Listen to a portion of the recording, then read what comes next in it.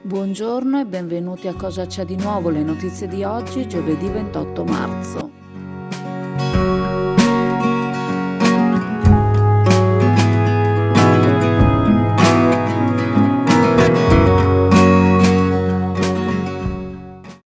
Ieri in serata il sindaco ha inoltrato per conto della consigliera Katia Annot un comunicato in cui la stessa, appartenente al gruppo di Fratelli d'Italia, ha reso noto di uscire dallo stesso, non condividendone l'attività politica a livello provinciale ma soprattutto a livello locale. La Annot aveva già evidenziato il suo mantenere le distanze dal gruppo che fa capo al segretario Matteo Penzo, disubbidendo ai dettami del partito e mostrando fedeltà al sindaco, come le altre due figure di Fratelli d'Italia che hanno continuato la loro attività amministrativa dopo lo strappo che si è verificato tra sindaco e Fratelli d'Italia a seguito del licenziamento dell'allora vice sindaco Daniele Tiozzo Brasiola. La Annot inoltre si dissocia dal comunicato reso pubblico dal segretario provinciale Lucas Pavanetto. La stessa afferma che le dichiarazioni rilasciate dallo stesso Pavanetto non corrispondano al vero per quanto riguarda le ragioni della crisi della giunta. Annot specifica che esce da Fratelli d'Italia e rimane a sostegno del sindaco per dimostrare serietà nei confronti di chi l'ha votata e per il bene della città. Passerà quindi ad altro gruppo consiliare e lo comunicherà durante il prossimo Consiglio Comunale. Ma cosa ha dichiarato Pavanetto, segretario provinciale di Fratelli d'Italia? Il sindaco ha sostenuto che la revoca delle deleghe all'ex vice sindaco era stata concordata con il segretario provinciale di Venezia, Pavanetto appunto. Questi ha affermato che le deleghe sono state ritirate dal sindaco senza che lo stesso si confrontasse con qualcuno. Quindi chi è che sta dicendo il vero tra i due? Chi è che ha deciso per il licenziamento del Brasiola? Chi è che ha provocato a ricucire lo strappo e chi si è opposto? Il centrodestra continua a sostenere il sindaco, il quale ora chiede l'appoggio di tutti coloro che vogliono mettere in primis il bene della città. Nel frattempo, cosa farà l'altro consigliere di Fratelli d'Italia che si è dimostrato fino ad ora fedele al sindaco, Claudio Bullo? Seguirà le orme della Annot? E cosa farà il vice sindaco, che non potrà più ricomprire l'incarico come Fratelli d'Italia? Le 1001 notte di Elisa cambia l'esposizione e nell'occasione svuota tutto. Tutti gli articoli esposti, letti, materassi, guanciali e poltrone relax che trovi esposti in negozio, li trovi a prezzi da favola. Le 1001 notte di Elisa, riposi bene e risparmi. Viale Mediterraneo, Sottomarina di Chioggia, Venezia. Approvato il disegno di legge sulla riforma del codice della strada che ora passerà in Senato. Tra le modifiche viene rivista la sanzione per l'uso del cellulare alla guida, portata a 250 euro, confermata la perdita dei 5 punti. Alla seconda violazione la multa sale a 350 euro e i punti decurtati diventano 10. Prevista anche una mini sospensione della patente da 1 a 3 mesi senza necessità dell'intervento del prefetto. Per quanto riguarda i monopattini elettrici, dovranno essere dotati di una piccola targa e i conducenti assicurati per la responsabilità civile. Il casco sarà obbligatorio per tutti, divieto di circolazione contromano e la possibilità di circolare solo su strade che hanno un limite massimo di 50 km all'ora. I gestori dei servizi sharing dovranno dotare i monopattini di sistemi che ne impediscano il funzionamento nelle zone non consentite. I neopatentati potranno guidare auto definite potenti solo dopo 3 anni, mentre il foglio rosa non sarà consegnato dopo l'esame di teoria, ma dopo un numero di esercitazioni che includano guide in orario notturno, in autostrada o in strade extraurbane. Solo dopo ci si potrà esercitare in autonomia. Più stringenti le norme per chi guida in stato d'ebbrezza, soprattutto per chi è già stato condannato. In alcuni casi entra in campo il cosiddetto alcol look, un dispositivo non manomettibile che impedisce l'avvio del motore in caso di rilevamento di un tasso alcolemico superiore allo 0. Chi dovrà usarlo lo deve installare a proprie spese sul veicolo dopo la revisione della patente. Per i sospettati di guida sotto l'effetto di stupefacenti sarà possibile un prelievo di saliva sul posto o di liquido biologico se la prima opzione non fosse possibile. L'esame istantaneo, se positivo, permetterà il ritiro immediato della patente anche prima dei test ufficiali. Raddoppiano le sanzioni per chi occupa, non avendo diritto, un posto riservato a persone con disabilità.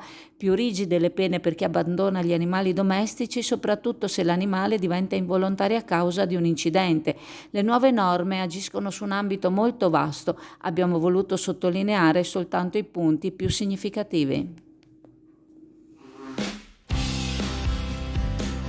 Alla pasticceria Serenissima a Borgo San Giovanni si stanno sfornando le fragranti colombe pasquali, gusto classico e al cioccolato. Oltre alle golose paste, alle gustose torte e ai ricchi cornetti, le colombe di Sandro ti faranno gustare il meglio della pasticceria artigianale. Pasticceria Serenissima a Borgo San Giovanni, Chioggia. Secondo un comunicato della CGIL, la FP CGIL Veneto, il rapporto negativo che è uscito nei giorni scorsi sui tempi d'attesa dei codici bianchi nei pronti soccorso del Veneto, ci sarebbe un approfondimento per quanto riguarda le ripercussioni in termini economici sui cittadini veneti di una percentuale così elevata di codici bianchi. La legge 296/2006 ha previsto che il cittadino all'ingresso al pronto soccorso riceva un codice colore rosso, arancione, giallo, verde e bianco, in base alle linee guida regionali che definiscono l'emergenza o l'urgenza o la differibilità del suo programma sanitario. Il codice colore, dopo l'intervento dei sanitari in fase di dimissione del pronto soccorso, viene rivisto e non è infrequente che, grazie a una politica regionale molto stringente, il codice colore diventi bianco, quindi soggetto a ticket. La normativa nazionale fissa in 25 euro la quota fissa del codice bianco, poi ogni regione può derogare, incrementare e fissare i tetti alla spesa per il ticket da parte del cittadino.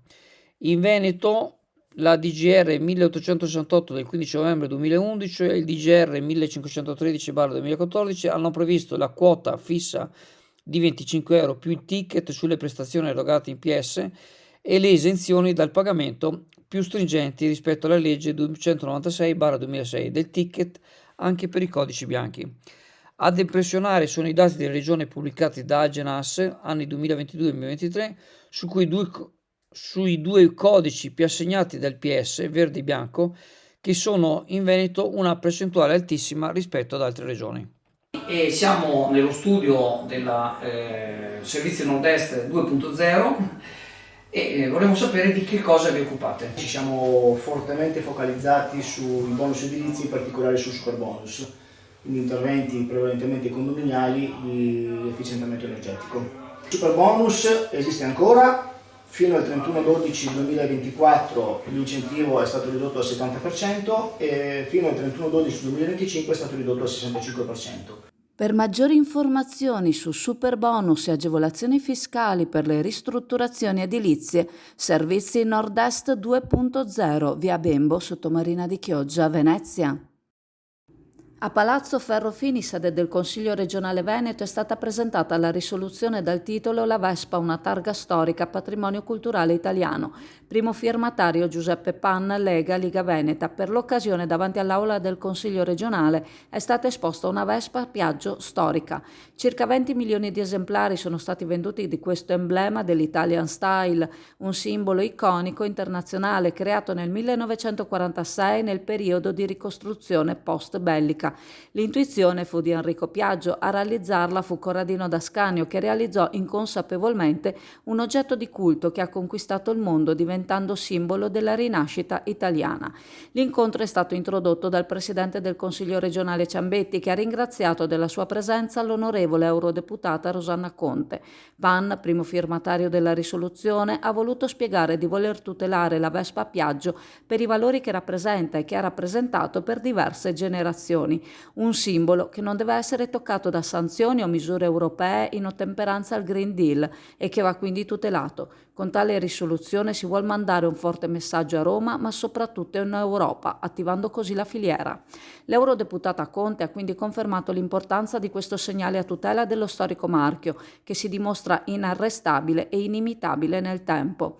Un esempio rappresentativo del Made in Italy a livello simbolico, sociale, culturale, anche popolare, che potrebbe essere messo a rischio da politiche ideologiche nell'ambito del Green Deal e della riduzione delle emissioni. Sottolinea Conte che l'ambientalismo estremo e ideologico che ha caratterizzato questi 5 anni in Europa rischia infatti di penalizzare anche questo patrimonio tutto italiano, che ha radici nella nostra tradizione e identità. Serve quindi bloccare sul nascere qualsivoglia ipotesi in tal senso e il lavoro fatto a riguardo dal consigliere Pan può solo portare benefici a questo mezzo di trasporto. L'eurodeputata ha ricordato che in Europa si sta battendo per investire con concretezza nello sviluppo dei biocarburanti come combustibile alternativo all'elettrico, ciò per garantire una transizione green che sia alla portata di tutti. Rosanna Conte ha anche ricordato che nel 2026 si dovrà discutere a livello europeo sullo stop al motore endotermico che dovrebbe essere messo in atto a partire dal 2035. Ciò potrebbe distruggere l'intera industria europea, mettendo a rischio migliaia di posti di lavoro. Questo sarebbe incompatibile con l'autonomia strategica dell'Unione. Intervenuto anche il consigliere nazionale responsabile della cultura Vespa Club d'Italia, Roberto Donati, il quale ha illustrato le motivazioni che hanno spinto il club nazionale ad intraprendere questa strada. Il Green Deal rischia di cancellare dalle strade le Vespa, che hanno accompagnato persone di qualsiasi status, entrando in un modo o nell'altro in tutte le famiglie italiane. È stata protagonista di film, canzoni, di arte e di pubblicità ed ha saputo diffondersi in tutti gli angoli del pianeta con i suoi 20 milioni di esemplari venduti. Da oltre 50 anni Zambonin cerca le soluzioni migliori per il tuo arredo bagno e per i rivestimenti per la tua casa. Qualità e design per prodotti sempre all'avanguardia per darti il meglio. Competenza e cordialità ti accompagneranno nella scelta. Zambonin, un nome, una garanzia. Via Padre Emilio Venturini, Chioggia, Venezia. Ricordandovi che la farmacia di turno oggi, giovedì 28 marzo, è la farmacia San Michele in via Padre Emilio Venturini a Sottomarina. Vi saluto, vi ringrazio. Se volete ci vediamo in negozio alla Cartoleria Pegaso a Borgo San Giovanni. Vi ricordo inoltre il sito chioggiaazzurra.it e canali Telegram e WhatsApp Azzurra Network News. Ciao a tutti. Alla Cartoleria Pegaso a Borgo San Giovanni a Chioggia trovi zaini e trolley scontati fino al 50%. Sulle migliori marche Seven, Invicta, Tinta Unita, Comics, su tutte le collezioni disponibili dal 20 al 50% di sconto, ma le ottime offerte valgono anche sugli astucci completi o su quelli vuoti, buste e tombolini.